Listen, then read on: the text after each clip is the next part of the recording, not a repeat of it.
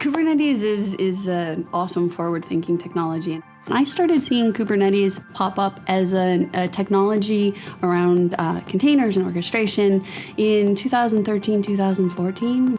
Kubernetes is a very fast-moving project. It is a well-disciplined, strong engineering culture.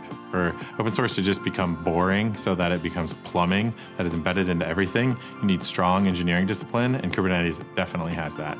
It was clear that Kubernetes was the right choice for us. I mean, it just, so vendor agnostic, yet has massive community around it. Tell us where you would like your software to run in simple terms, and Kubernetes will handle it. Being lazy and having fun and running applications in a way where I can get more business value out of it. We are now going to leverage these platforms to do things that have never been done before, part of our grand plan to secure the internet. Please welcome Brian Redbeard.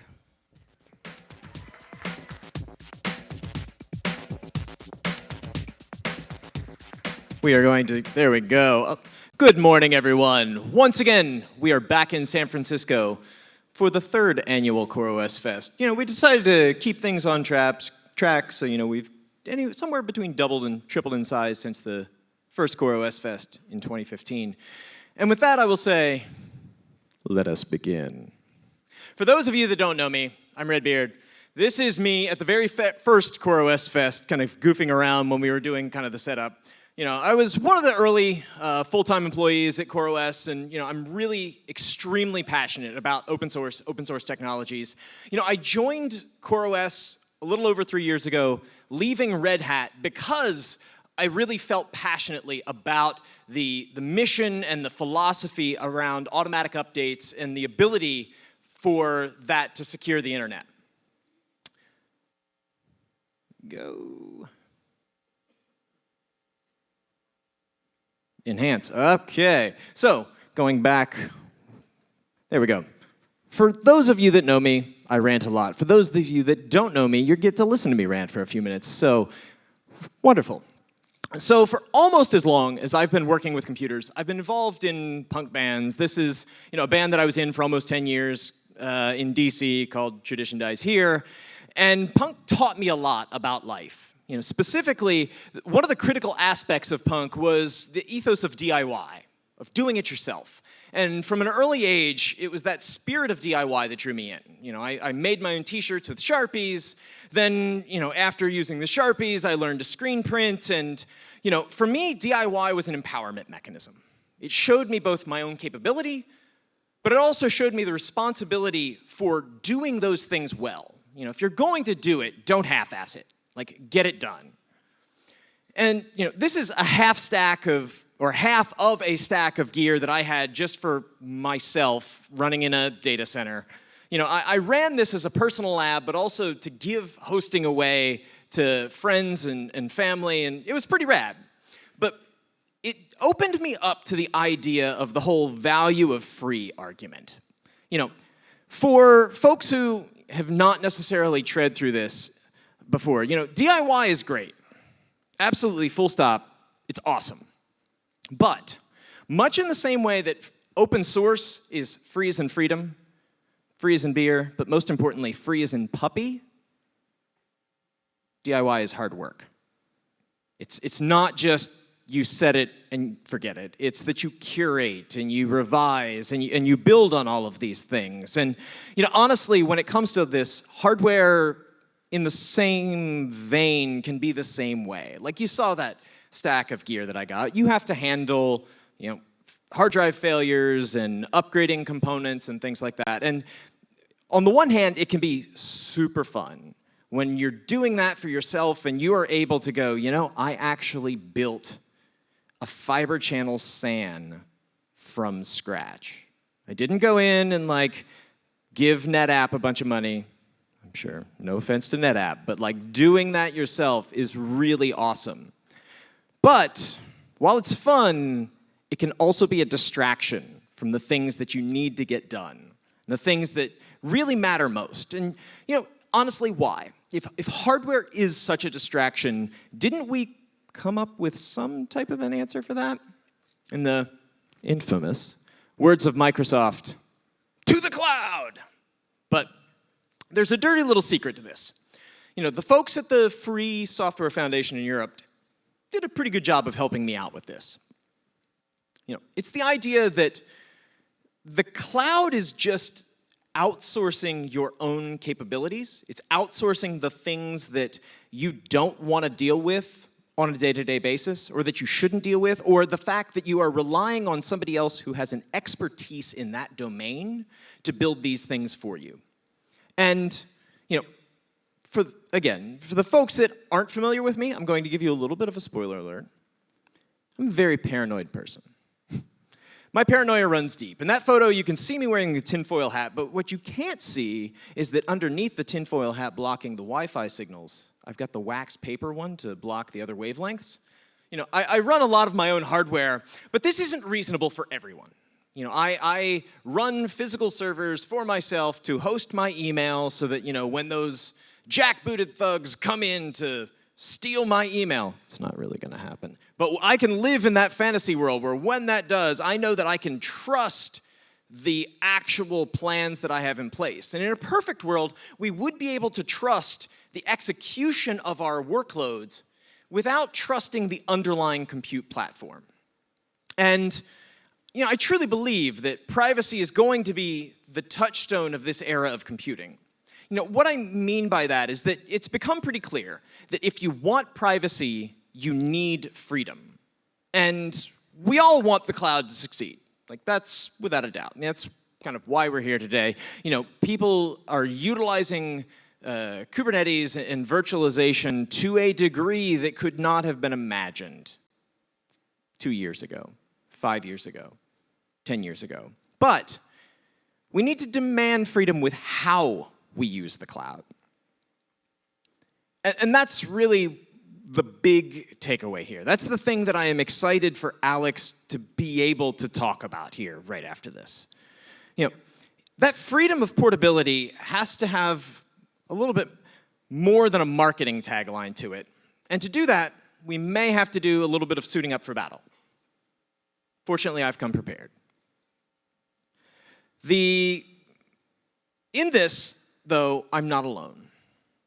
Because folks who care deeply about this, folks who need these types of capabilities, they're here. They're sitting in this room. And that's both you, the developers and the users, but also the truly end users. These are going to unlock capabilities to ensure privacy and freedom and portability in ways that weren't possible in the past. Really being able to use and automate cloud processes in new and novel ways. And this is why I came here. Both here, the obvious one, and here, 3 years ago at CoreOS Fest, and, here too, last year at CoreOS Fest in Berlin. But also here. The here that is this room full of people right now. And we continue to progress with all of this. CoreOS has, really pushed the industry forward, building one piece at a time, all of the things that we saw that we would need to kind of build out this vision of starting with an operating system, being able to establish consensus on a cluster, being able to both store and ship individual containers, and then establishing networking on top of that, and continuing the entire orchestration story. And we're here to celebrate that community that has continued to help build a stronger backbone for the internet. We want to meet you. So that's the end of the bulk of my rant here.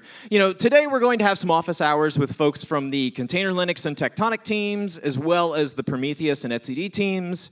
We highly encourage you to come talk to the heads of these projects, both to share the things that you love about them, complain about the things you don't, and help us find the ways that you use software to make it as successful as possible. For tomorrow, we're going to have more office hours for both Rocket and Claire, as well as the Quay team and Our support team is actually going to be here. Well, part of our support team, I should say. We can't necessarily bring an entire team and have them not answering all of the questions that our various customers have. But they're going to be available. Few other housekeeping notes. This is the access for all the Wi-Fi. That way you don't have to necessarily run everything through T-Mobile and Google Fi and everybody else and use up all your bandwidth. And we are going to have 3 tracks today. There we go. One specializing on the actual operations and day-to-day running. One track talking about the mechanisms of building all of these pieces of software and how you put all of the components together. And finally, a track on securing these platforms and ensuring that everybody knows how to use them most successfully. Tonight, we're going to be having a happy hour at Pier 23, 5 p.m. The folks at Tigera, Diamante, and Wavefront are all very, very generous in helping us enjoy some libations. And most importantly, I want to say thank you to our sponsors. As always, our sponsors are the folks who are able to give us these breaks, have a wonderful space like this, pay for the staff to be here, and really make things as awesome as it can be. And so now, without further ado, I'd like to welcome Alex Polvi, the CEO of CoreOS, to begin sharing his vision for the future with you.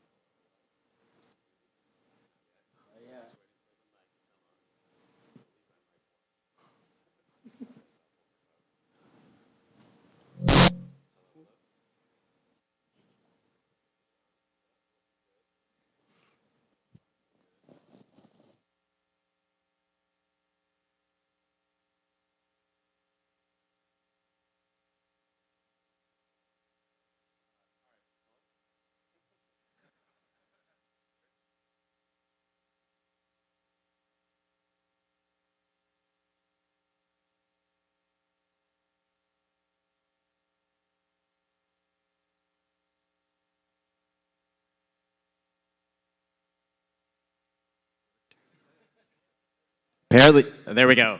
Let's trade. And here's Alex. All right, thank you, Redbeard. Okay, thank you everybody for coming out here today. Today, the message I want to share is probably the most important one that we've talked about since starting our company about 4 years ago. And it goes a bit in the face of convention, but I think it's something that we all need to start internalizing, and that will begin today. So every shift in infrastructure that we've seen, whether or not it's these ones on the screen or client server or mainframes or everything, has promised more efficiency, more reliability, more agility, but every single one has also kind of resulted in a massive proprietary software vendor that has kind of undermined all the work that has happened in the free software communities. And we believe that cloud is beginning to look just as restrictive as the previous paradigms of computing. So when we look at cloud, it has a number of attributes. It has both proprietary software, the services that run, as well as the software is locked into the actual locations that you run them. And this is sort of another level of lock-in that we haven't seen before. When I'm talking about this, there's sort of multiple components here. There's the underlying compute, network, and storage. That's your EC2 instance or your VM on Azure or Google. But then there's these higher level services. The VMs, the compute, even things like S3 are relatively commodity at this point. You can interchange them and it works about the same. But it's these higher order services that where the real issue is. It's things like the databases and queues. It's these services that once you start using them, you literally have to pay that hourly bill or your applications will just turn off. And I think that the value proposition that these cloud services have offered around the ease of management and the ease of consumption of these things is so high that we've just thrown kind of everything out the window and started backing up dump trunks of money into the cloud providers. But what we don't realize is that a year or two in, your bill is going to be through the roof, and there's going to be nothing that you can do about it. And so we want to end that cycle, and we want to do it with Tectonic. I'll talk about how we're doing it, but we think that cloud computing is an important enough paradigm. For us, it's around our goals around security and openness. But we believe that with Tectonic, we can end this cycle and give both the benefits of the cloud services, but give you the choice and freedom that open source software provides you. So we're not the only ones thinking about this.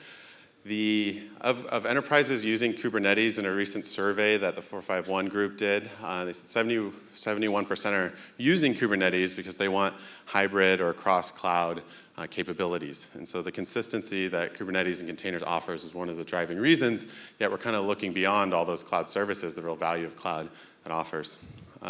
So when we're looking at this, there's sort of this spectrum. On one hand, there's automated operations. That's what cloud providers do. You use a database or you use a queue, and you don't really have to worry about running it.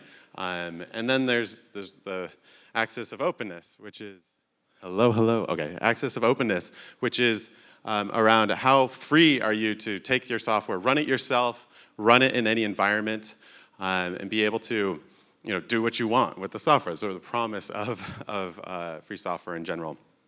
So I'm going to pick on Amazon a little bit. And it's a little uncomfortable because every major cloud provider is our sponsors here today. But I think it's an important message that we understand what's happening. So when we look at a service like DynamoDB, it's an amazing cloud service because you essentially can throw as much data at it as you possibly want. You don't have to worry about scaling. You don't have to worry about managing it. But there is no open source equivalent to DynamoDB. And on top of that, Dynamo obviously only runs inside of Amazon. So if you write a program that consumes that service, not only are you never going to be able to run it yourself, but you're never going to be able to run it yourself outside of Amazon itself. And so it's these types of services that represent the highest form of cloud lock-in possible, essentially the proprietary to the cloud providers, and they're the ones that sort of need to be most watched. The next level of services, and this is where I believe the cloud providers have done a tremendous amount of work in terms of the adoption of open source software. Amazon doesn't have the necessarily best rap for being an open source contributor, but I do believe Amazon's ability to make it really easy to consume open source is one of the biggest things that Amazon has done for the open source community. And Amazon Athena is a big data processing service. It's kind of like BigQuery on Google, if you're familiar with that. But it's built around an open source project called Presto. The folks at Facebook put it out. And Presto is used to crunch all sorts of data and to kind of do big data analytics, data warehouse. And so the reason this is slightly more open is because while you're still locked into Amazon's management of the service, you're not locked into your application talking to that thing, because potentially you could take Presto and go and run it yourself. That's slightly better. On the far other end of the spectrum, you have just taking vanilla Presto now. You could grab it, download it, run it on your laptop, and you're going to be able to run it wherever you want. Now, that's at the cost of losing all automation. Did we lose the mic? Hello? Okay. So that's at the cost of losing all automation. And so this means that you now obviously lose all benefits of cloud. This is why people use cloud in general. Now, the next level up from here is taking something like Presto and running it on Kubernetes. And what's important about this is Kubernetes, just by default, with just the basic constructs that Kubernetes gives you a certain degree of automated operations that allow you to start approaching what a cloud provider offers you. So the built-in objects and models within Kubernetes give you a baseline of this automated operations that, yes, is not at the level of a cloud provider, but it is dramatically easier than running it all yourself. And because Kubernetes is free and open source, you're able to take both the application and the control plane for running these things and take them wherever you want. And so I just wanted to show first running Presto on Kubernetes, just to give you an idea of what that looks like, and a variety of big data services, because all these things run perfectly well on there, and encourage you to consider choosing the open alternative and running it on top of Kubernetes, even without any other help, and that's still giving you benefit. So what the architecture here is, the way Presto works, is it is the big data engine on top, and it can sync to other data sources. So in the way that we have this set up, it's talking to HDFS on one hand, which is running on the Kubernetes cluster, so it runs on-prem or on any of the cloud environments. And then on the other, it's doing a join across S3. S3 at this point is relatively commodity. Every cloud service has the equivalent to S3, and most of them even speak interoperably in the APIs. And then we replicate it across multiple clouds to just show that it's possible to take the stack and consistently run it between the different environments. So with that, I'm going to try to do a one-handed demo. We'll cut over. Are we good? Okay. I don't know how I'm going to do this. Maybe Redbeard, could you come help me? Thank you. All right. I might need you to just hold the mic. So what we have here is all the different services running. First, I'd like to call out that we have HDFS and data nodes. If you're familiar, if you've ever deployed HDFS, these things will sound familiar to you, name nodes, data nodes. These run perfectly fine on Kubernetes. I don't know who started the myth that these services don't run on top of Kubernetes, but they run perfectly fine. In fact, the self-healing properties and that you would expect from something running Kubernetes apply to these more complicated applications as well. We're running Hive, which is required for meta indexing, and then we have all the Presto nodes. So in this case, we have a set of 5 Presto nodes running. On top of that, I'm running Zeppelin, which is an open source notebook system. It allows me to just store my queries and be able to play with it. So in Presto, you write SQL, and this SQL allows you to do these crazy joins from all these disparate data sources. You could do it across Cassandra, Postgres, HDFS, or in this case, S3. And so just a basic one, I'm going to count up, well, actually, let me just start with what did we actually put as data in here. Inside of HDFS, we're logging the Kubernetes API, just taking snapshots of it every 5 minutes.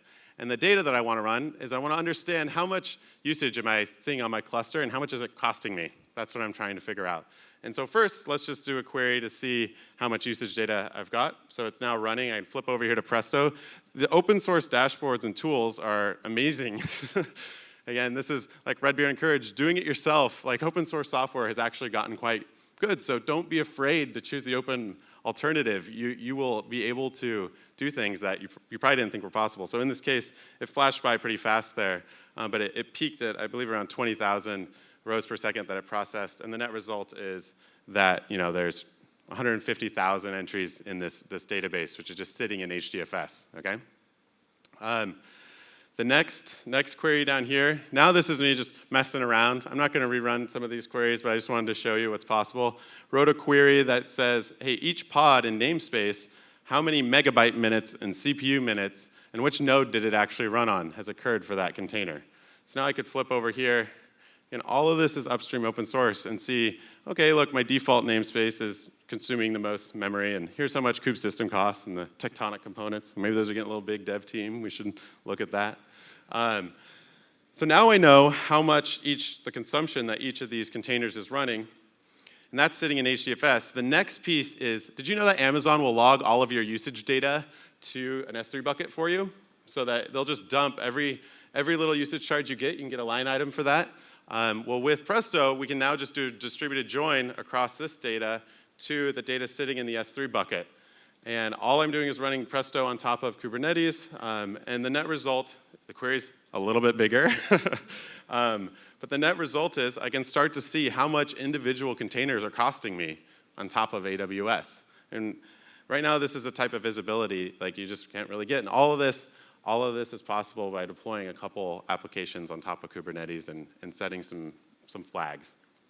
And so let's look at this one. How much did it cost for me to run this demo? It cost me $25 over the start and the end. You'll see my dates there. Over the last few days, it's cost me $25 to run it. And the other components you can see too how much those are costing to run.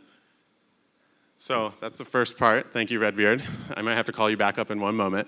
But again, I just want to pause for a second. These are all upstream open source tools running on Kubernetes. This is all possible right now, and I would highly encourage you to check it out. Okay, the next piece. So, can we close the gap? A cloud service has this huge benefit that, hey, I didn't even have to think about how to deploy these applications. I can just go and use them. And obviously, that's the big benefit of cloud. But can we close the gap? Can we have both? Can we have the benefits of the cloud service providers, but the openness that we're proposing in terms of running these in any environment? And so the answer is, yes, we can. And what we're showing off today is the first of what I see as an industry-defining moment. This is something that is different than has ever been done before. It is a cloud service, but it is not coupled to the infrastructure. It's an etcd as a service, okay? No cloud provider has a etcd as a service, therefore making it the best etcd as a service that exists. And additionally, it's built purely around Kubernetes and upstream etcd. And so again, the thing that's different here than what we've done before is traditionally as a service implies that it's tied to the hosting. And that's just how we're programmed to think at this point, is that these services are kind of combined with the hosting. And what we're doing here is we're able to run etcd at the same things you would expect from the cloud provider, but do it in any environment. And so what does that mean? That's not just deployment or recovery, it's scaling automatically, it's doing backups for you. Just like if you were using RDS on Amazon, the things you would expect, we can now do with our favorite little database. And so that means, again, we're putting something in that first box up there. We're going beyond what you could do with straight deploying it yourself and actually giving you that feel of a public cloud service. So, demo time again. Redbeard, come on up. This is not awkward at all. Totally awesome. Okay, good. Okay, so in this case, I'm going to flip over to US West. We'll do this in US West. We could do it in Azure if we wanted to, but we'll just go to AWS West. There's an operators tab here for etcd clusters. I'm going to create it in this namespace. So what I'm going to do is deploy a new etcd cluster. Do a couple of things here first. Create it. Now, what's happening is the operator that's running etcd is deploying a new cluster, and it has to do a couple of things. So first, it launched the beginning of the cluster, one instance. We're launching an etcd cluster with 3 nodes in it. Next, it launches a second instance, starts monitoring it to make sure everything is synced and up to date, and it does that process, watching for the next node to come online. And then it's going to go and launch a third instance because we defined 3 in the example YAML here, and it goes and launches the third one and waits for it to come up, and now it's running. If I was, for instance, to go kill one of these pods, the etcd operator would know how to successfully remove that member from the cluster and add a new one back. These are operational tasks that you would do, by reading the documentation and then doing it yourself. But we have this built in a similar way that you'd expect from the cloud provider. Now I'm going to go over here to kubectl. We should see the clusters there. So we're just reflecting it. This is all being done through the third-party resources objects inside of Kubernetes. And then I'm going to edit the cluster. Oops, not all of them. Let's edit the Fest cluster here. And I'm going to bump the version. So in this case, we're going to go from 3.1.3 to 3.1.4. Okay? Now when I do this, what the operator will do is begin to iterate through doing rolling upgrades of this whole thing. And so the net trick will be, see this 3.1.3?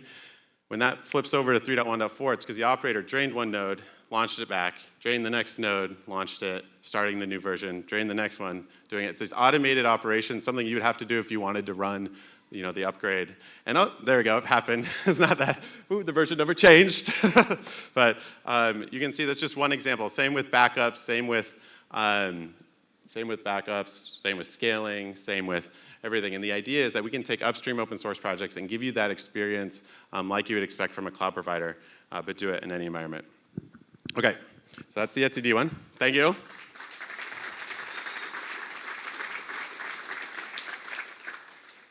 The next one is around container Linux. And container Linux we want to be able to service the whole infrastructure for you, not just the base database inside of etcd. So this one is a demo that we've shown here, but it's full management of it, of the base container Linux instance. What's happening here is you'll have like three nodes of container Linux running. There'll be different versions. The operator is sweeping the cluster, draining nodes, cycling them, putting you on the latest version, and doing that. It can do it all automatically for you. So if there's a new kernel version or a vulnerability in something, all this can manage automatically. And it coordinates it. So you'll see it. Underneath the little shadow there, you'll see the pending reboot happening. This all happens live. The node just rebooted in the console there. That's why the connection was dropped. You see, again, back in the console, it's saying, oh, and there we go. Now the node's up to date. And what happened behind the scenes is the containers were dropped, moved to other instances. Everything was upgraded. It's going to run again here. But it's an example of where we're going beyond the database and integrating this truly end-to-end for the first time. But the last one, which I think is the biggest one, is bringing this concept of open cloud services to Kubernetes itself. And this is where it really stands out against the cloud providers, because the cloud providers do have their versions of this. On Google is GKE, on Amazon does not have this, but on Microsoft they have an equivalent to this, and so on.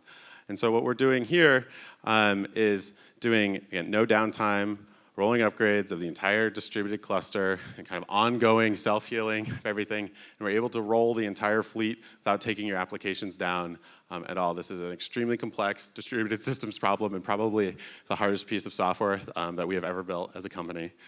And I'll show you what it looks like. So we're going to flip back over here. I can do this one-handed, Redbeard, so don't worry about it. The way that this all gets distilled down at the end of the day, it's pretty, how do we show these thrilling cluster management tools? But is come down here into cluster settings, and you start seeing the version that you're running on. And if we were to go push a new version out there, essentially what would happen is that this would light up and say, hey, here's the new one. Push your button and you're good to go. You can also turn it on fully automatic, so you just don't even have to think about it anymore. You're always just running the latest upstream version of Kubernetes. And so again, this works on Amazon.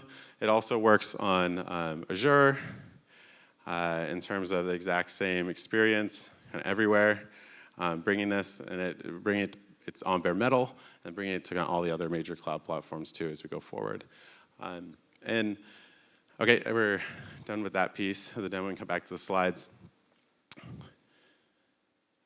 But the key here is this concept of closing the gap between you taking an upstream open source project and getting the same level of automated operation that you get from a cloud provider, essentially providing cloud services, but for the first time, not tying it to the cloud provider, not locking you in to these services. And we intend to bring this type of management to a variety of services. And if there aren't equivalents to what the open source or what the cloud providers are doing, we will do our best to make sure that those upstream open source projects exist as well. And this is really what we see as both the future of our company, but the future of where cloud is going in general. Okay, so again, Tectonic is filling this gap between giving you both openness and automated operations, and today we released the first of those services.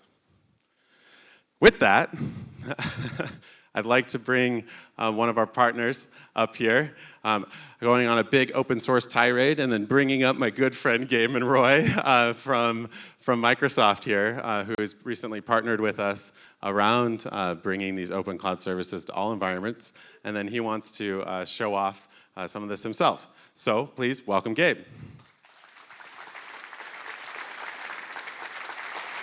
Hey everyone, thanks Alex. Excited to talk a little bit about some of the work we're doing together to make Tectonic run terrific on Azure. Actually, there was a team recently, team effort where we flew out a bunch of Tectonic folks out to Microsoft's campus, hacked together to get the Tectonic on Azure story working really well, and I'm going to show a little bit of that hopefully in a minute here. So. And we won a big customer together. And we won a big customer together, yeah. So that's always fun. So yeah, so excited to share a little bit about that. Got the clicker here. Yeah. Wonderful. So my name is Gabe Monroy. As Alex said, I am the lead program manager for containers at Microsoft Azure. Responsibility including responsibilities, including the Azure Container Service. And as Alex mentioned, we recently announced that the Days team joined Microsoft to help accelerate some of the efforts we're doing inside of the Microsoft Cloud around containers, and really excited to share some of that work today. So for me, one of the things that's interesting about kind of where we are with regard to container adoption and specifically Kubernetes adoption is I feel like we're at this interesting moment right now where containers are getting adopted by operations teams. People are really happy with that, and they're happy with what they see. They're happy with the pilots. And we're at this moment now where folks are turning around to development teams. Imagine turning around to a team of 1,000 Java developers and saying, all right, folks, we stood up this Kubernetes cluster. Now, go forth and prosper. Let's deploy some apps. Let's get going. And in return, we're seeing deer in headlights, right? And it's pretty obvious as to why, right? This stuff is really hard to use for developers. The conceptual overhead is high. For Docker, for Kubernetes, this stuff is just too hard. And so what we really need to do is first of all, pat ourselves on the back for the great job that we're doing on the operational side. Tectonic is great evidence of that.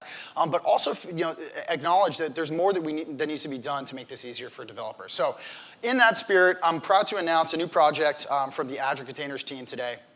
Project is called Draft. Now, I learned actually the draft stands the distance between the front of the boat and the water. So we're on par with the nautical terms here. But also sort of evokes this idea of the developer working on, hacking on a piece of code. So the idea here is that Draft targets what we call at Microsoft the inner loop of the developer experience. So this is while the developer is hacking on a piece of code, but before they commit that code and push it out to version control, after which a CI system is expected to take over. So with that, hopefully we can cut over to my laptop here and I can show this live, Wi-Fi permitting. All right.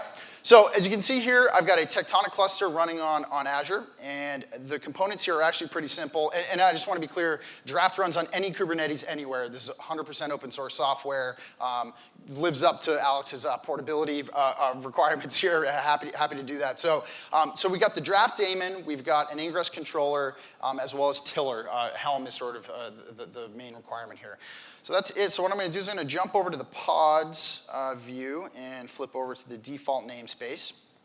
And from here, we'll jump over to our shell. And what we can see is a very, very basic Python application. So put on my developer hat. I'm a developer. I don't know anything about Docker. I don't know anything about Kubernetes. I don't even have them installed on my machine.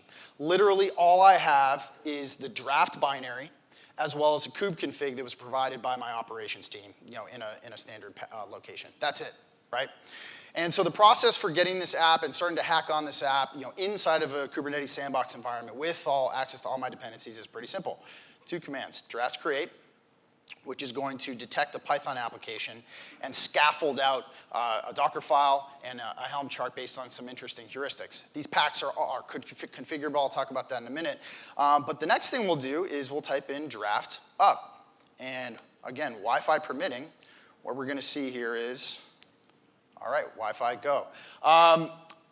It ships the source code up to the cluster, builds the Docker file and all the artifacts there, on the cluster side, renders a Helm release, deploys that release automatically, hooks it up to an ingress controller, and provides the developer with a URL where they can access the application that they're currently hacking on. So I love these name generators. Bailing Possum. Did they pop up in Tectonic? Did they pop up in Tectonic is Alex's question. Look at that. We've got 2 Tectonic pods, 2 pods running inside of Tectonic here. So now if we flip over and curl this URL, we can see hello draft, okay? So what do I mean by the inner loop? I mean the developer at this point in time is not ready to commit this code, so what we're gonna do is go in the editor and say, hello CoreOS Fest, hit save, and if I flip back over here, we can see that the local file changes were detected. We're gonna now reship that source code up using the deltas, rebuild the Docker images, re-render that Helm release, and we're gonna see in a minute here a rolling update.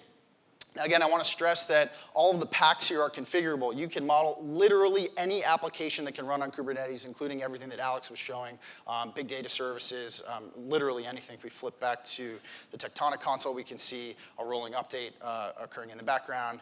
And if I go over here and curl, we can see, hello, CoreOS Fest. All right, so it's working. Wonderful. So if we could flip back to the slides, please. I have applause for Gabe for that one. Nice little trick. So a couple more bits on draft. So we have this concept of draft packs. The engineering team was adamant that we shipped 6 of them so we could ship draft with a 6-pack. So we have Go, Ruby, Python, Node, Java, and PHP. I believe I got those all right. But the idea is that these are configurable. We want operations teams to say, hey, look, this is how we do Java. This is how we do Node. And that's it. And here's the Docker files and the Helm charts to represent those applications. So we're really excited about the future of draft and what this looks like. Again, to reiterate how draft works, step 1, draft create, scaffold out your app. Step 2, draft up to build the thing. And step 3, hack away while that watch loop is going. From there, the developer can commit their changes when they're happy, and CI can take over.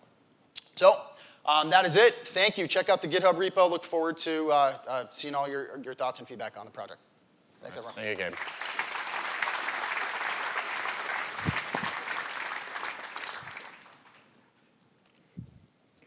All right, so next up is the part I've been most personally excited about, welcoming up a number of our customers, our Tectonic customers to stage to talk about why they chose Kubernetes and why they've been working with us and to hear their stories.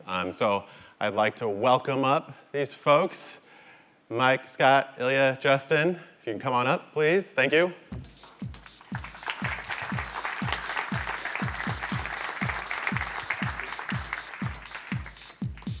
Let's see.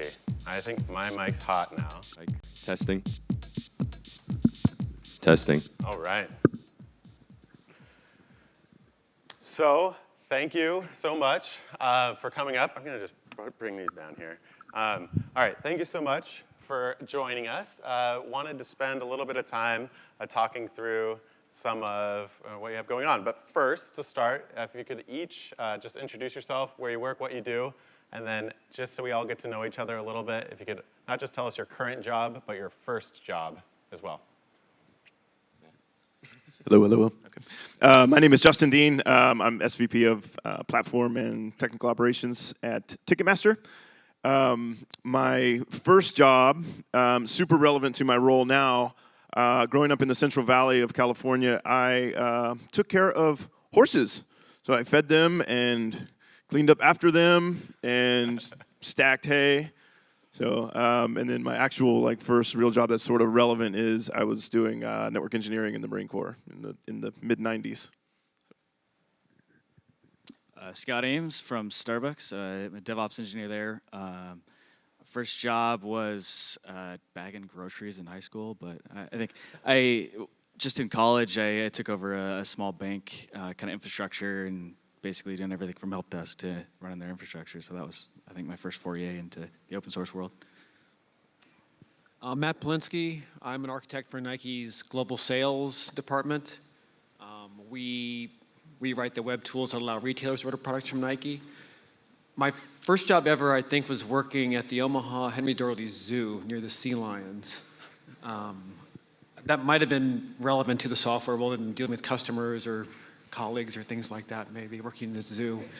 My first real job in software was writing web applications to support online stock trading. Cool. I'm Ilya Borisov. I'm VP of Cloud Services at Concur. I actually don't have an interesting job like working in a zoo or tending horses. I was kind of fairly boring. I guess real job first, a Java developer by trade. That's probably the only thing I ever actually was kind of classically trained to do. And right now our team essentially focusing on Concur engineers and helping them get to the future, delivering services, kind of the openness that Alex was talking about earlier.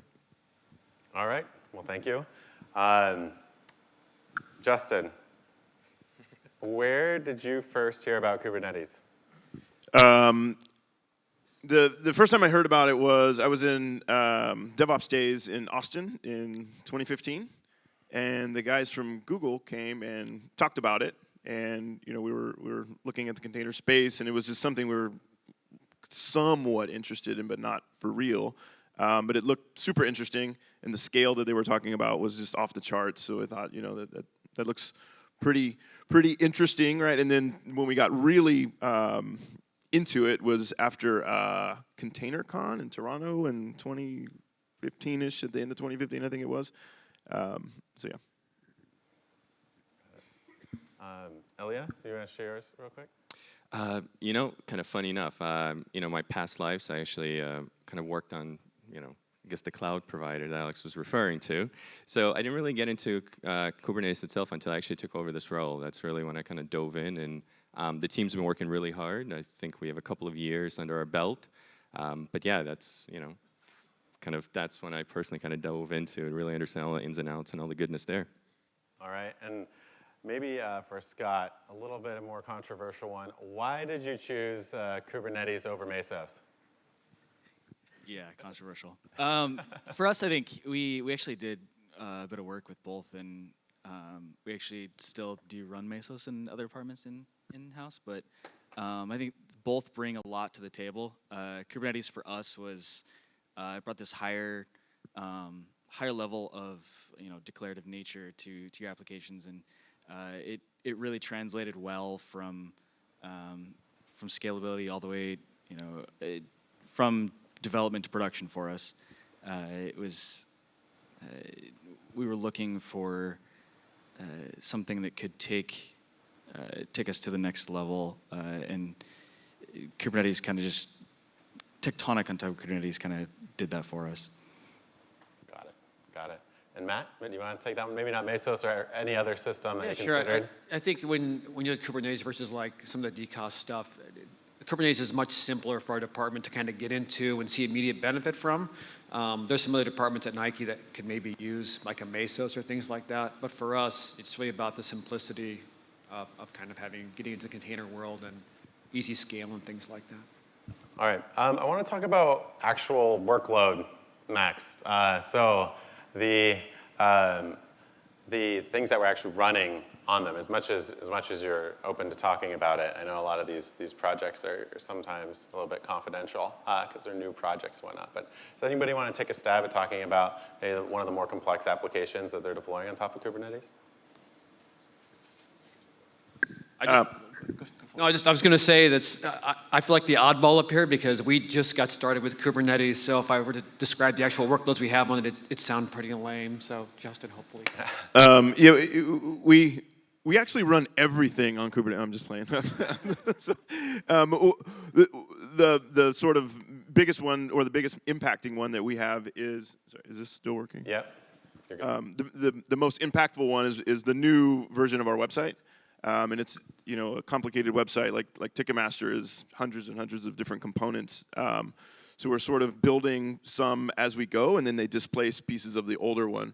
So all of the new stuff is running inside of Kubernetes and Tectonic, and so it really changed the dynamic for the teams involved. It was fairly modern software to start with, so it was born in a cloud world, and it was in a public cloud, which some of our other stuff is not.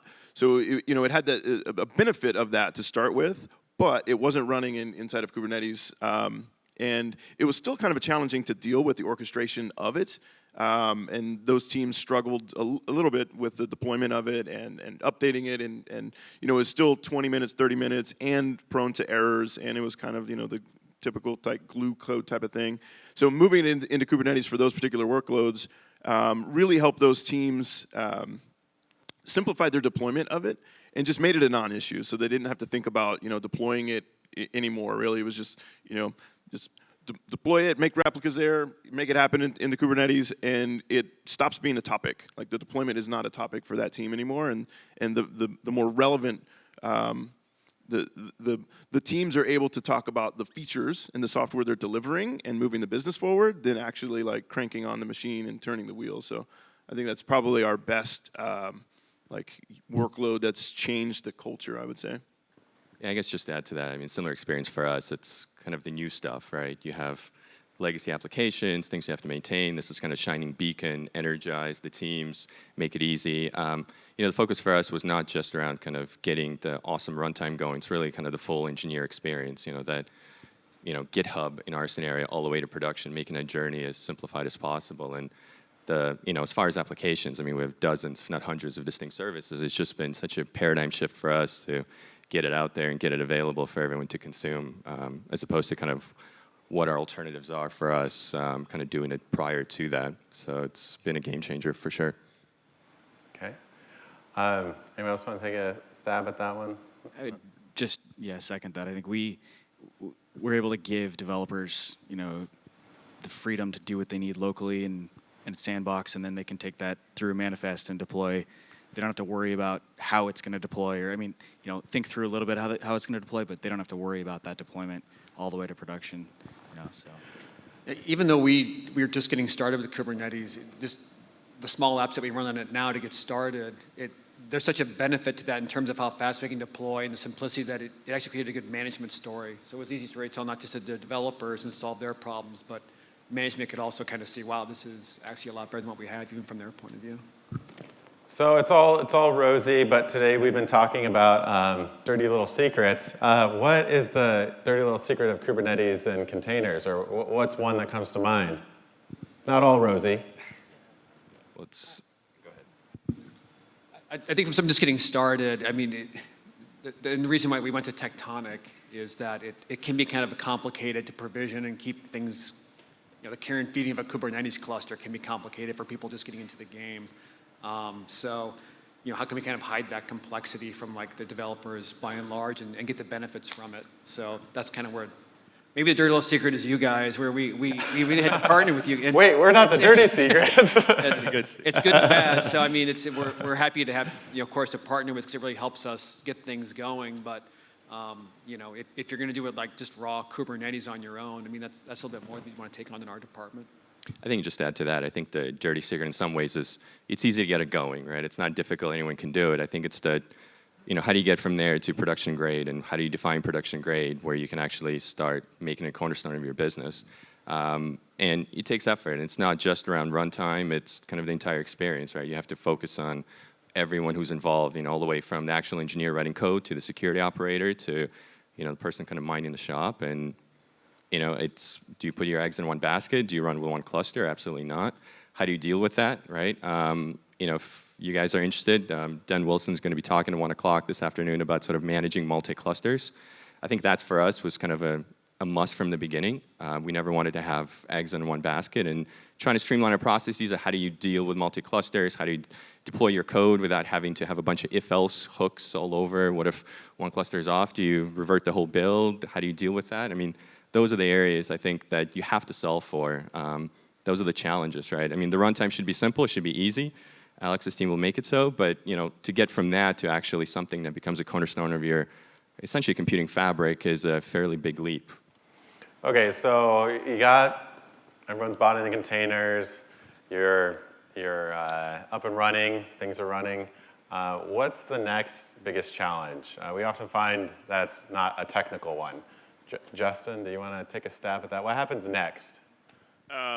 So the biggest challenge in at least the Ticketmaster world is a lot of the things that are not container ready and getting them container ready. So for us, that's a multi-year journey where we're literally decoupling applications from dependencies that are not container approved, I would say, Are they technology issues or organizational? I think they're a little bit of both, right? So there's technology issues, things like having, a dependency on NFS and shared things being there, and then going into a world where you're like, hey, we're not going to allow that in the new sort of running ecosystem where, number one, we're not trying to bring NFS at scale, but number two, we're trying to make things shared nothing so that the blast zone is pretty small.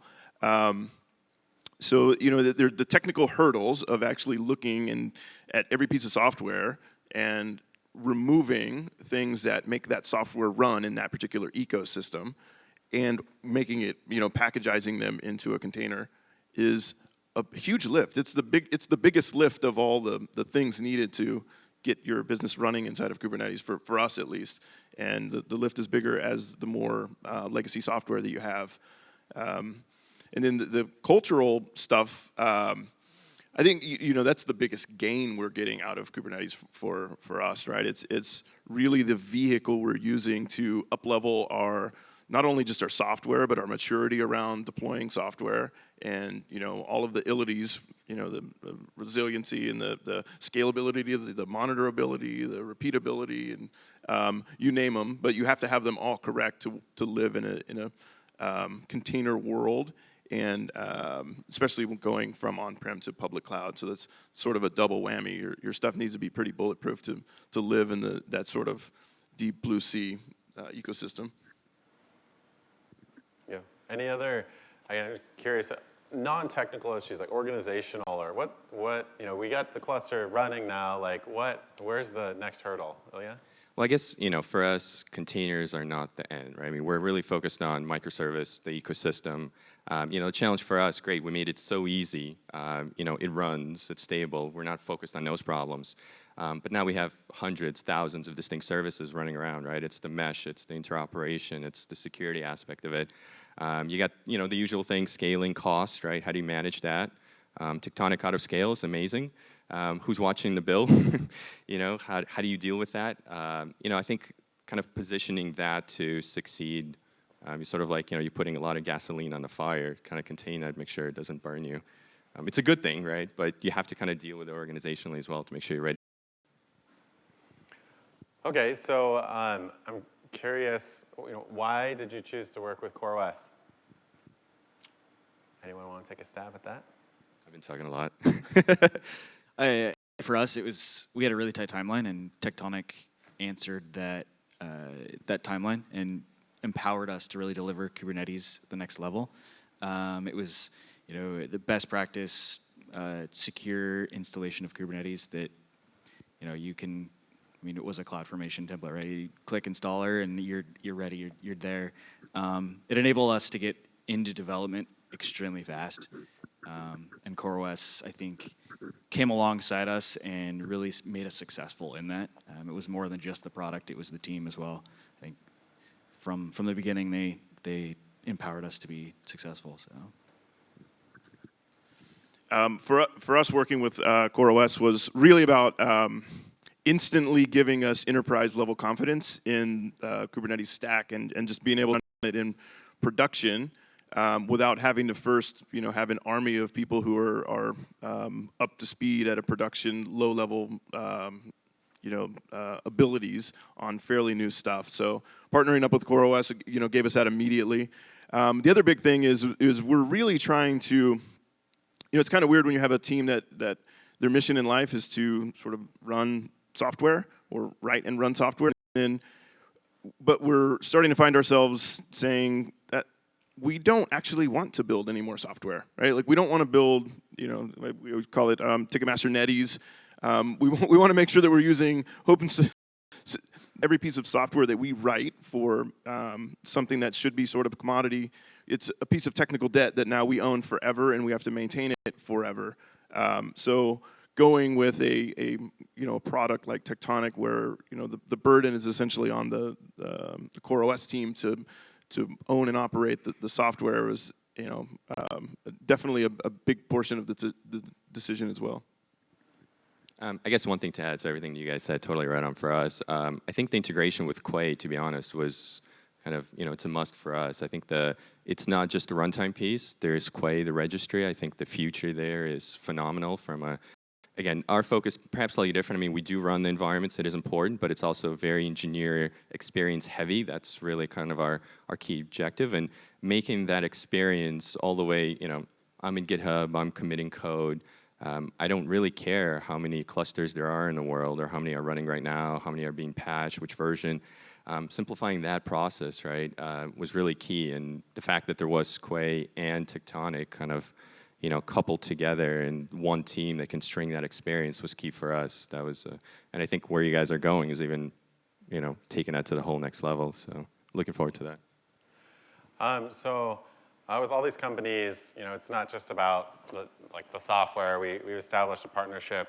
All these companies and our teams work really closely together. We're in Slack together, working through issues all the time. And so because of that, a lot of folks get to know each other. At CoreOS, the people that work at CoreOS, we call ourselves Coreos.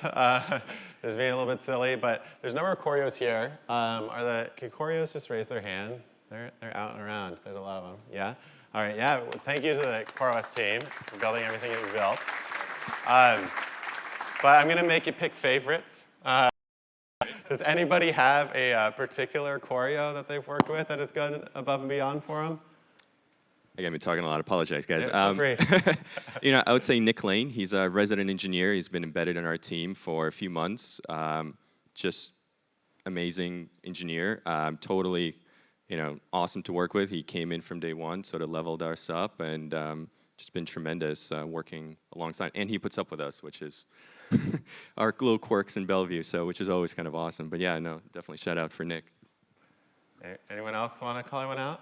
It's kind of hard to pick. They're all so good. You can't say Redbeard. I definitely would have to say Josh, who's been embedded on our team for a while. Just amazing at helping us crank out product. And then Mike Matrell also has been helping on the team. And then of course Alex. Which one? All of them. There's a number of Alexes. and Taylor. And we can just go on and on and on, but the team's fantastic. The extended family.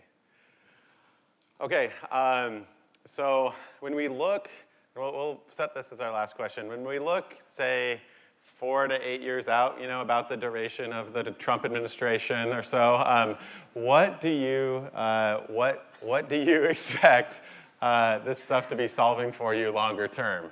What are you thinking? Not just your next project that you're trying to hit the deadline on this quarter or next quarter, but as we look a few years out, what are you hoping that this solves longer term for you? I think for us, the main thing is to be able to scale quickly to meet demand. And it sounds kind of bland to say that, especially when people have been in the cloud for a while. It seems maybe it's kind of obvious. But we have so much tech debt built up on our existing deployment infrastructure that it's very challenging for us to do that. And if you look at how retail sales work, we get if you get a Black Friday or the Cyber Monday, every 3 months we get one of those events. And it's just scaling to meet that demand has been really challenging for us. So this is, I think, is going to give us a good avenue to really improve in that area. I'd say Starbucks is global, so we have to take everything we do to across the globe, right? So I think for us, it's meeting that demand, and not only the demand of the customers locally, but taking it and giving the same experience across the globe. And I think Tectonic Kubernetes is really helps us define that and ship it wherever we move to. And I think I'm excited for what the offerings that are coming with it. So I think it really defines where we're going, and it'll help empower us for sure. Okay, Ilya, Justin, one last word here before we wrap. Just really quick. I guess I would say, we'd love to get to the model of, there's a lot of constraints in computing, right? We talk about cost, we talk about openness. It's really truly codifying it, right? And trying to get to the point where, things like deploying in jurisdictions where you have data privacy and governance, and code has to go here or there. Some code's on premise, some and Amazon, Azure, you name it. Just sort of pushing that down into code, making it easy for an engineer to not have to deal with the complexities of, even cost optimizations, right? That's kind of what we're trying to do, right? I know we kind of call this constrained computing. I don't know, kind of not starting a term here, just this is internally for us. But yeah, I think that's kind of for the next 48 years, optimizations, trying to crank through that and do it in code, not with, people having to make these decisions every single day. For us, it's all about velocity. So we're really trying to get autonomous teams, like small little teams that can operate like a full stack mini micro business, and having Kubernetes available for them to essentially own and operate their software and not have to worry about the complexities of writing software to deploy software.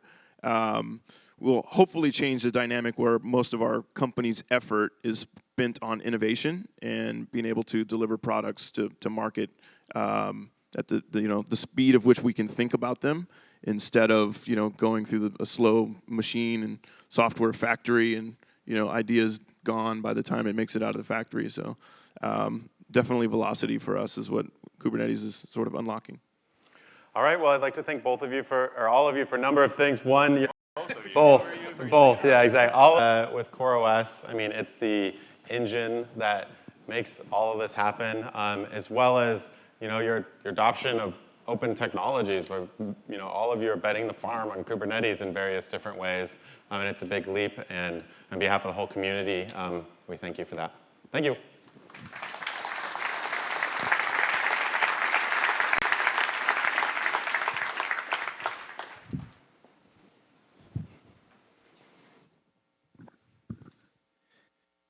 Fantastic. I love hearing the stories, how folks are actually using our products.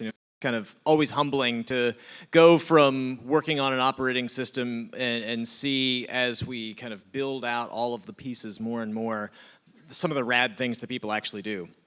And in walking through these, the histories and being able to reflect on that, it is a fun part for me. And on that note, I'm really, really excited because next up we've got John Wilkes, who's a member of technical staff at Google. He's one of the co-authors of the Borg and Omega papers, and he's been kind of in the trenches at Google working in these systems for quite some time now. So I'd like to welcome John to the stage, who's going to give us a little bit of a history lesson on Borg, Omega, and how Kubernetes came to be. Thank you very much. So the nice thing about history lessons is you can actually talk about almost anything you like. So I'm going to do exactly that. I'm going to take you sort of down the rabbit hole to see what it's like inside Google, tell you a little bit about some of the mistakes we made and how Kubernetes benefited from those when we tried to make it open source and generate this fantastic community that you're all part of. So I'm going to talk about Borg, Omega, and Kubernetes. And actually, first I need to say, to keep the lawyers happy, that the system name. OK, good. Once is enough. So what do we build this thing for, right? Our purpose is to provide support to people doing interesting things. Here's an example of a random interesting thing. I went to the BigQuery website. I opened up a search against a demo database we have, which is a petabyte of information. And I ran a query which scanned a quarter of that petabyte in about 13 seconds. That's kind of nice. That's kind of nice to be able to do that kind of stuff. What does it take to make that possible? These systems. Actually, my day job now, I've stopped working on the Borg team about 9 months ago, and I'm in the process, I'm the team which worries about automating the delivery of these things. I have another talk which is talking about what it's like to supply exponential growth, another day. But we build these fantastic machines that enable our developers to produce software that offers services to the outside world and also provides the Google Compute platform on which things like the services you can run in the cloud run. But we don't actually let our developers in these buildings, right? It'd be really bad to have developers running around these places. They're hot, they're nasty, they're sharp, they're very secure indeed. So instead we give them user interfaces and command line interfaces. So I can't tell you how BigQuery works. Well, I could, but I don't have time. So what I did instead was I picked a representative example of a sophisticated application, Hello World. So what do you have to write, besides the Hello World app, to run this in our Borg ecosystem? Well, you first of all have to say, let's give it a name. Let's call it Hello World. It's going to be actually John's Hello World. Then you have to say, where do you want to run it? We have these things called cells. Think of them as sort of a medium-sized cell is about 10,000 machines, which is big enough you really don't worry too much about the sort of hitting the boundaries, right? It's big enough to let you do whatever you want to do, unless you're someone like web search, in which case you are actually on the edge of things all the time. But you have to pick one. So Borg makes you pick a cell, and then you say, here's my program, and then you say, here's some command line arguments. Now, it turns out we force people to tell us which ports to use because we have a single IP address for each machine, and we share the port, so we have to handle those things out. This is just a syntax to say, Borg, pick one for me and just call it -- port. And then you can choose to say how much resources you want to consume. So if hello world 100 meg of RAM, turns out that we statically link binaries, so they're disk, we need a place to put the binary, not much CPU, it's not going to do very much. And then you say, how about 5 copy replicas, they call, sort of identical versions of hello world. 5 seems reasonable. Why am I being reasonable? I have a data center to play with. Copies. What the heck? Turns out this is actually an upper bound, otherwise I would have gone further. So I did this from my Mac on my way home on the shuttle bus. When I got home, I went, cool, did it work?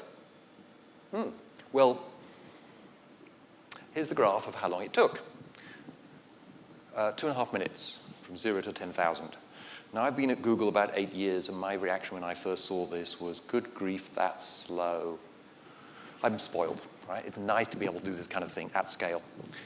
The answer turns out to be probably bandwidth limitations on the storage system delivering the binary. I told you it was statically linked. So what did it take to make that 10,000 copies go? Well, here's a picture of the Borg system, leveraged shamelessly from the Borg paper. We start up here with a program. We actually say compile, and that turns out to happen to run on the internal cloud on some Borg system somewhere. I don't know, nor do I care. And it produces a binary in a shared file system. And then I say to the Borg master, please, here is the description I just showed you a moment ago with some syntax errors fixed. Borg master, please accept this description from me. And it will say, great, thank you. It will write it to its persistent local storage in Paxos for resiliency in case something goes away. And it reply back, thank you, got it. That's all it does to start with. And then a little while later, the scheduler looks at that and says, that's funny. There's a request here for John to be running 10,000 copies of Hello World, and I can't find a single one of them. Let me fix that. And it proceeds to do so in units of about a couple of hundred at a time, finding places to run Hello World, spare spaces on computers. And it writes that information back into that persistent store. Some little while later, we think milliseconds here, right? A component of the Borg master looks at the persistent store, goes and talks to one of the machines, it's got an entity called a Borglet on it, and says, this says you're supposed to be running Hello World. Are you? And the Borglet goes, what? So the link shard goes, that's a discrepancy. Let me fix that. So it sends instructions to the Borglet to go grab a copy of where the time goes and run it locally, at which point the thing gets up. Now, if there's the Hello World running in many places, if the scheduler goes away for a while, that's fine. We still think everything basically is designed to cope with any component could disappear at any moment. And yes, there were lots of copies of Hello World. I didn't actually test all 10,000, sorry. I did poke a few of them. Well, almost 10,000. If you look a little closely, that line is thick, mostly so you can see it. But it turns out there's a bit of information missing from the way this is presented.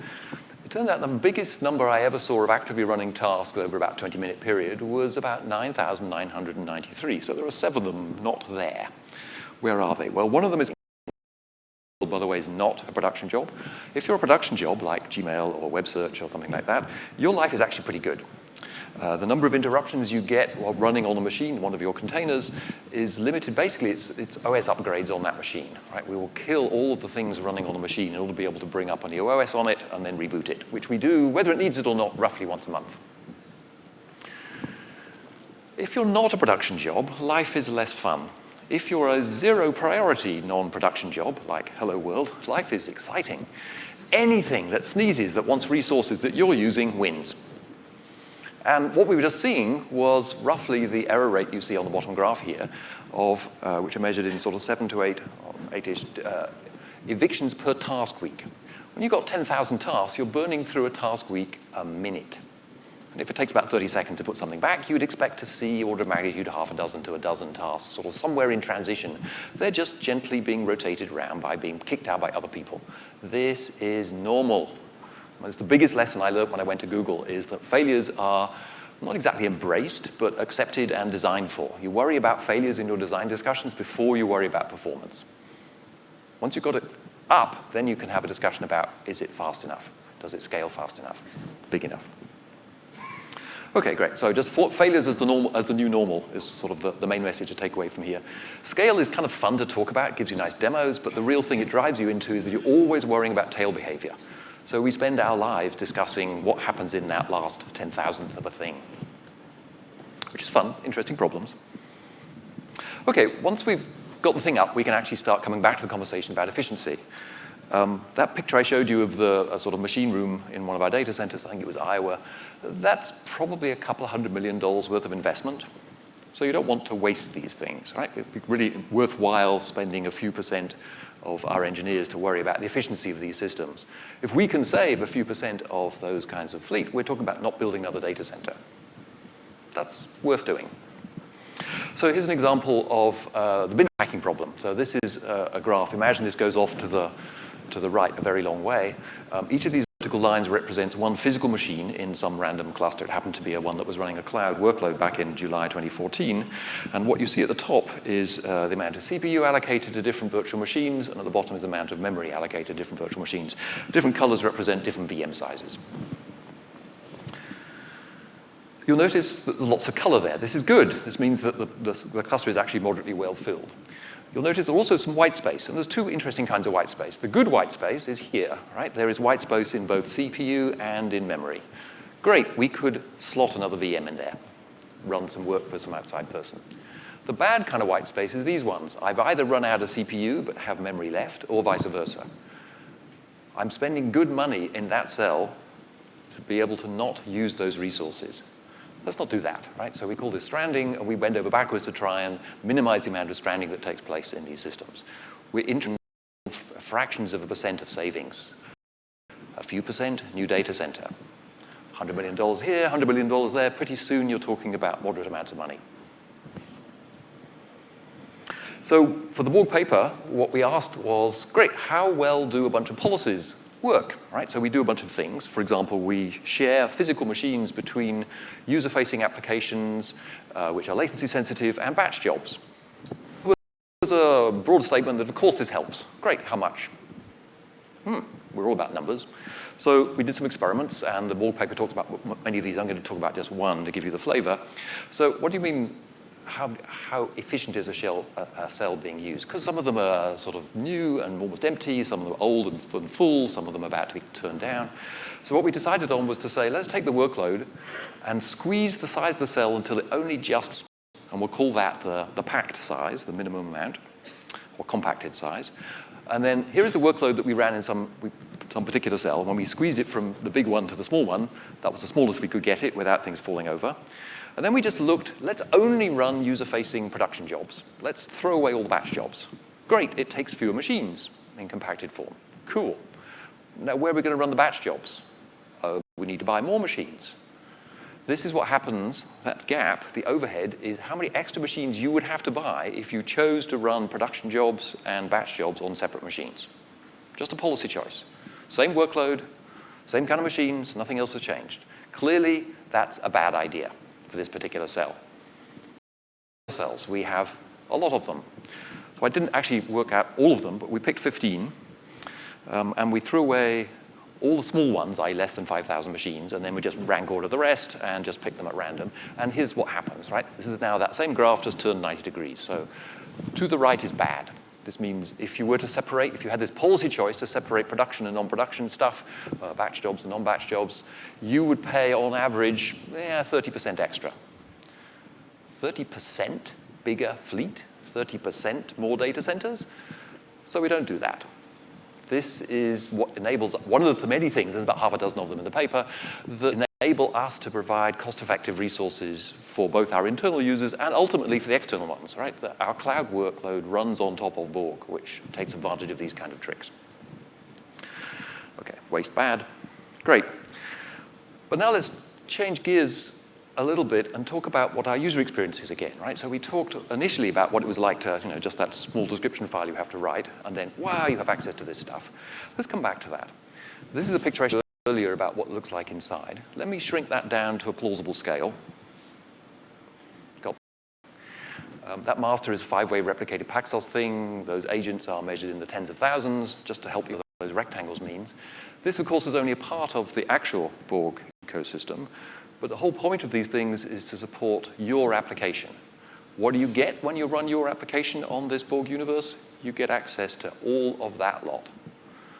Some of it is there for security, some is for file systems, some is for accounting, a whole bunch of other stuff. But the main point is that you as an application developer don't have to things. Somebody was talking earlier about the microservices. We have a slew of microservices. This is what makes people productive, being able to leverage what other people have already done, whether it's in the cloud or partners in your open source software that you're running locally in your environment. Being able to focus on your business needs and not worry about all of that infrastructure-y stuff that somebody else is dealing with is what turned out to be, makes our developers amazingly productive. One of the tricks we use to do that is all of our developers run their software in Borg, and when they're testing them on their local machines, in containers. Having that freedom from worrying about things like doing OS patches and the stuff means that they can focus on the logic that they're trying to get done, the features they're trying to deliver, the scale they do, the capabilities they're trying to make sure work in the presence of failure. Which is how we got to Kubernetes, right? We saw the revolution that took place when Docker enabled the ability to take a container and run it here or run it there and you not have to change anything. We went, great, this is the moment we've been looking for. We've been using containers for a long time. We launched, as of 3 or 4 years ago now, about 2 billion a week. Billion, US billion. It's gone up. But let's leverage that experience and share our knowledge of what works and what doesn't work with the outside. So the slogan is Kubernetes everywhere, participating in this community, right? Thank you for helping making it happen. It's great to be able to talk to you about how we got to this state. Right, so production grade container orchestration. If you have one container, you want to put it somewhere, great, just go for it. When you've got a few hundred, you actually have to start worrying about those issues I talked about failures and rollovers and software upgrades and distributions and multiple versions happening at the same time and what happens when somebody wants, et cetera, right? All of those things are part of the ecosystem of making this stuff usable for people that go beyond just, here is my app. And Kubernetes is there to try and help. So Kubernetes was actually developed by a bunch of people, and in fact, many of my colleagues on the Borg team are now part of the Kubernetes team. Lifted some good ideas that Borg had that worked really well for us. Containers we've talked about.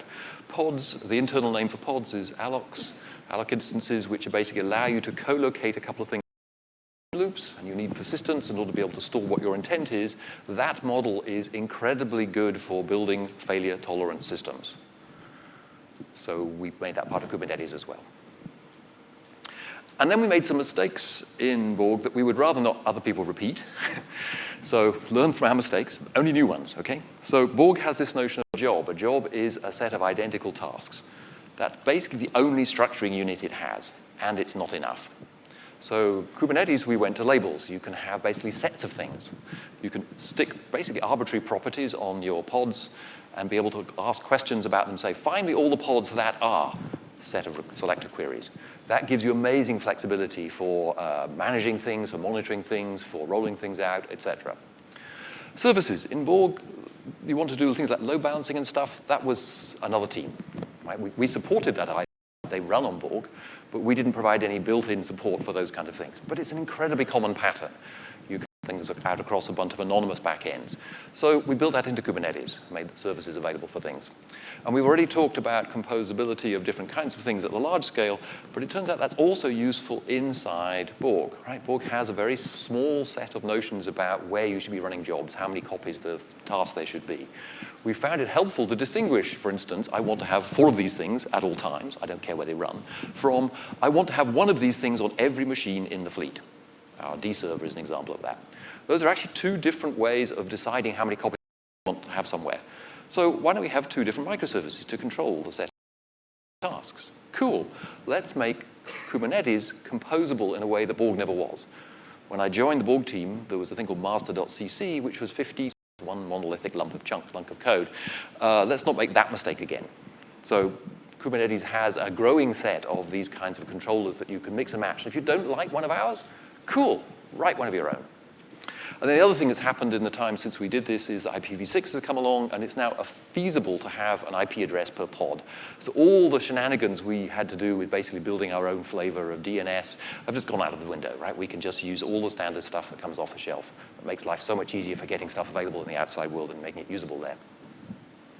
Well, that's great. So Kubernetes is wonderful. I'm delighted to see it out there. You know, Kubernetes everywhere. So delighted to see people coming up with things that are built on top of it, that can run on premises, that can run in the cloud, that can run hybrid, all of those things. Cool. But it turns out if you want to focus on running things on Kubernetes and you don't want to run your own copy of it, you don't want to bring up the master, you don't want to bring up all those control systems, we'll actually offer an out. We will say, come to Google, and the container engine program will give you a complete Kubernetes instance. You just show up and say, I want one, here are my containers, go. This is cool. It manages a bunch of stuff for you. We do behind the scenes all of the kind of stuff we do for our internal Borg customers, so you don't have to, right? The slogan, you don't have to, is the one that to take away from this stuff. This is why you want to go to the cloud. So you don't have to do a bunch of stuff because you don't really want to do that stuff, right? You want to be focused on making sure your things happen. And you get all of the other good things that come out of Google Container Engine, Google Compute Platform, which I'm not going to oversell here, other than it's awesome. Okay. How to position this stuff, right? So at one end, we started in the cloud universe with App Engine, which is sort of very opinionated system for running a chunk of code.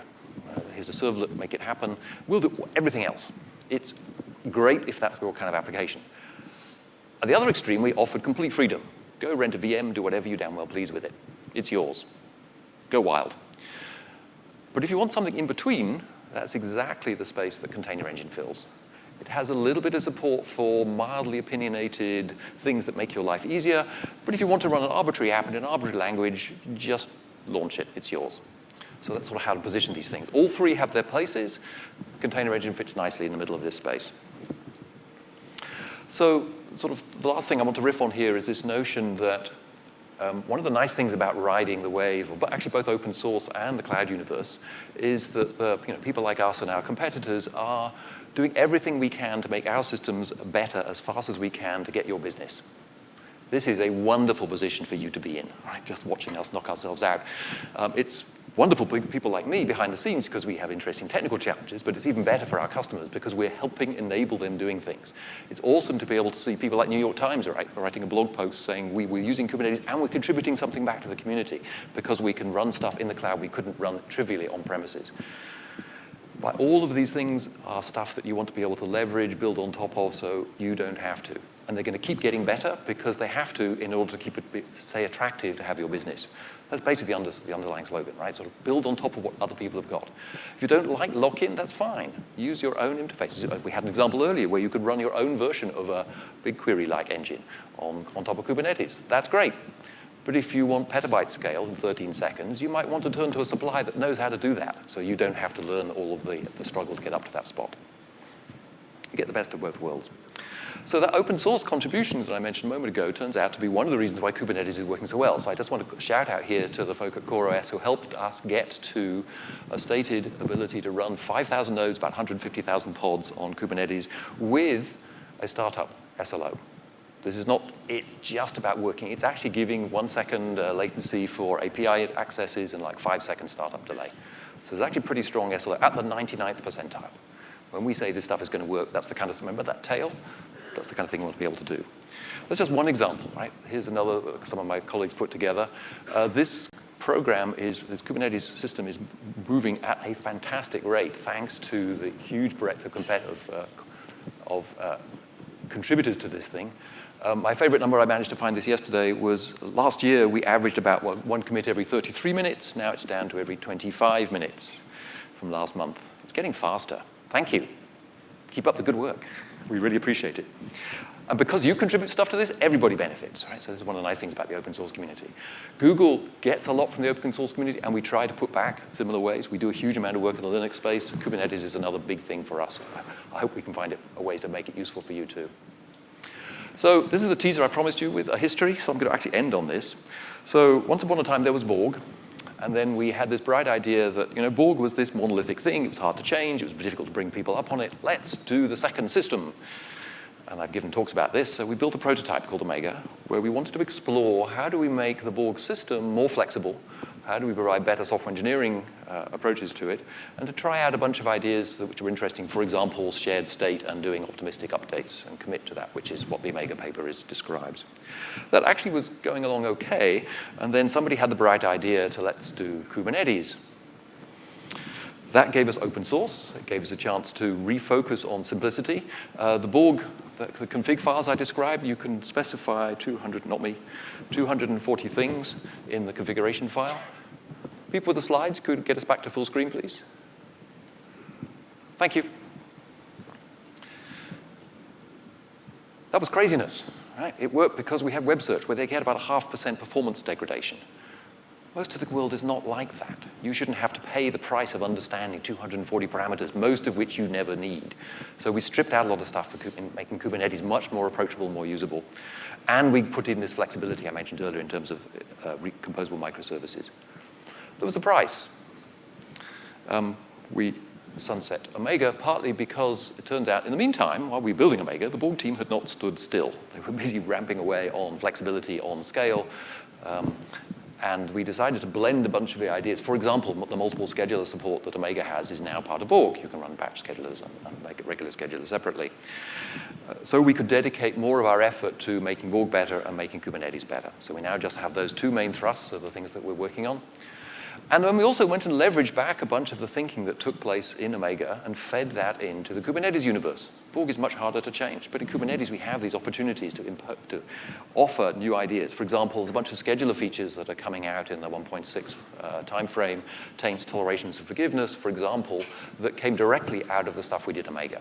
I mean, those names come from the Omega documents that I helped write. So it's nice to see that stuff finally seeing the light of day. Meanwhile, the Borg team didn't stop. They added new features, a bunch of stuff around scheduling. They added new scale. Our clusters keep on growing, bless them.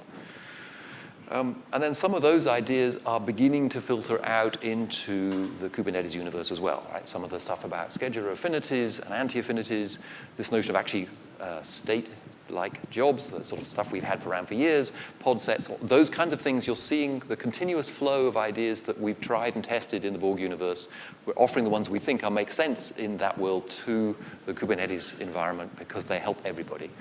And if Kubernetes gets better, more people use it, a tiny fraction of that will end up on GKE, which is good for business, good for our business, and good for yours as well. So everybody wins. So that's it. So the three things I want you to remember: resiliency, resiliency, resiliency. And once you've got those down, we can talk about the other two. Right? Our observation has been that this switch to containers has made our developers enormously more productive. We're delighted to see that shared with the rest of the community. Delighted to see you pick it up and run with it. And our hope is that by taking some of the lessons that we've learned in the Borg and Omega history and bringing those out into the open world, we're going to be able to benefit that community and provide some way to give something back to our world, but also, in the long run, we're going to get business out of it too. So this is a great position for all of us to be in. Thank you.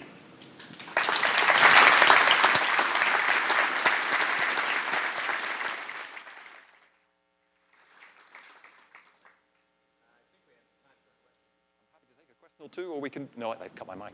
No, a question or two would be fine, or I'll be stay around for the break, happy to answer offline. Let's do that. Cool, thank you. Thank you so much, John. So without further ado, we're going to move on to the kind of rest of the program for the day.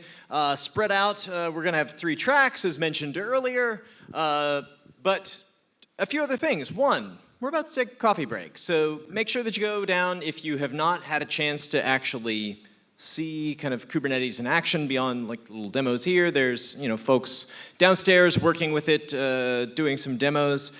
In addition, as a reminder, we have the happy hour tonight. Thank you, Diamante, Tigera, and Waveform. And for anyone who didn't happen to notice, if you look in the back of your badge, there is actually a wallet in there. Little things hidden everywhere. So thank you very much. Go forth, experience the conference, and we'll be seeing you here back in a little bit.